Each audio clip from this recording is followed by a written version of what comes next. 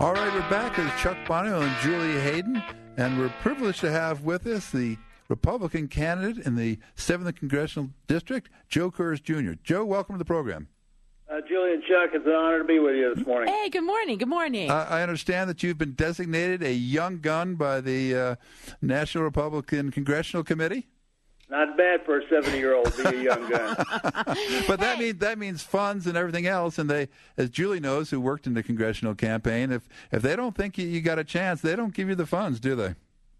Well, it's an earning process. There's about a 4-step process to get to the top young gun status, and we were diligent enough to be able to achieve that, and I appreciate the honor.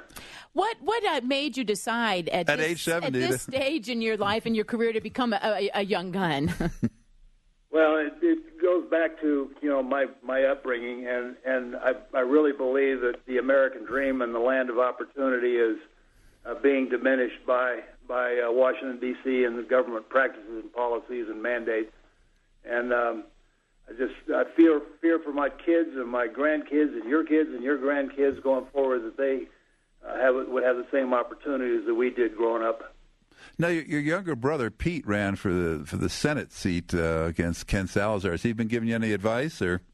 Well, first of all, he told me I was crazy. Then thank said, you. Okay, so then what am I in for? So we talked early on in my campaign, and he's been very supportive.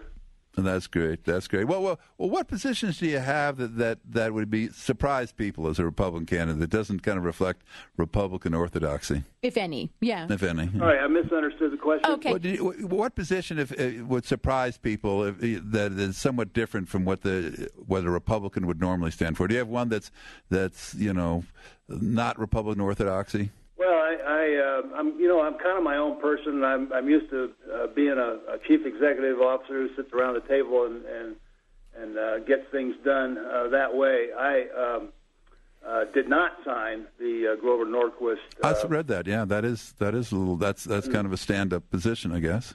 I just didn't want to draw a line in the sand before I get back there and find out what's going on. Right. What about, as we were saying earlier, Congress, the polling and people's opinion of Congress is really low. I guess if you were elected, what kinds of things would you do, or do you want people to know what you would at least be trying to do that might start to turn some of that around? Well, I believe that Congress gets such low marks is because there's no interaction going on between the two parties. They're deadlocked on ideological lines, and so nothing's going on. You got Harry Reid in the Senate who won't allow anything to be voted on and won't approve a budget for the last 3.5 years, and then of course you got the Republicans on the other side.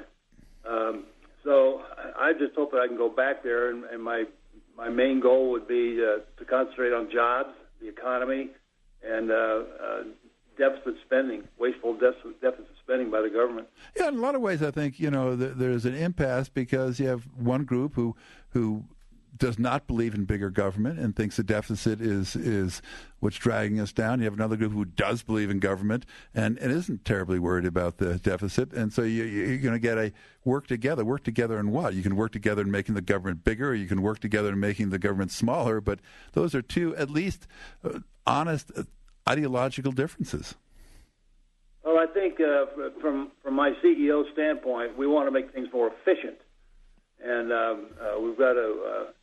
only 1 out of 5 Congress people back in Washington, D.C. has any private sector job experience. That's amazing. So it's no wonder that things are being viewed from political inputs as opposed to solution-oriented outputs. Well, tell us about this poll that we've all been reading about, an internal poll that puts you up 9 points, which is pretty amazing if accurate, although people say that you didn't publish the tabs, which tell you how many Republicans and how many Democrats or how many independents were polled. But that a lot of people, Ryan Fraser, that kind of ran against Ed Perlmutter last time, also put a poll out just before he lost by 11 points. But that's a pretty amazing poll. Yes, sir.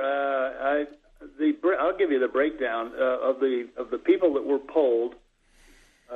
39% of them were Democrats, 37% were Republicans, unaffiliateds were 24%, And so we think it's a pretty good cross-section of objectivity, if you will. Yeah, I mean, as I remember, the registration advantage in the 7th District is 34% Democrat, 32% Republican, the rest independents. So that you do have that 2% difference that would be consistent with the registration polls.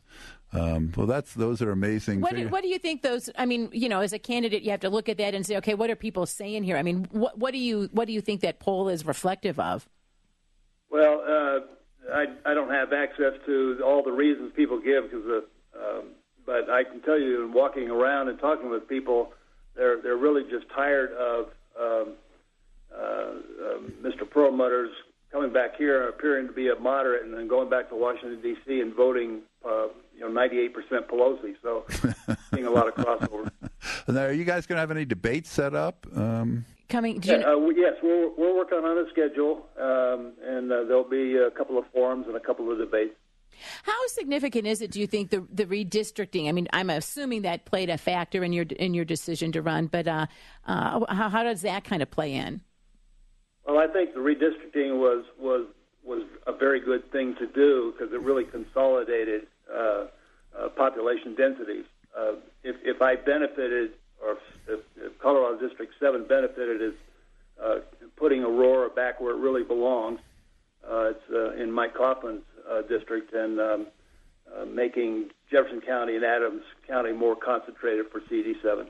Yeah, I mean, the old figures were at 38% Democratic and 30% Republican. So, and those registrations are critical in any race. I mean, you can be the world's greatest candidate in District 1, Diane Dayette's going to win, and Doug Lowenborn is going to win. But yours is really an incredibly competitive race. How's the fundraising going? I know you've got a few bucks on your own to put in, but how's the fundraising going?